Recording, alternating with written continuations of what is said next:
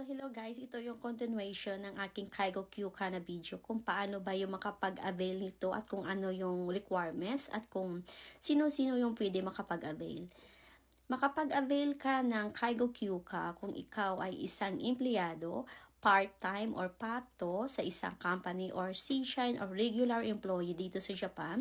Kung nakapagtrabaho ka na sa company ng more than 6 months, pwede ka nitong makapag-apply sa mismong company.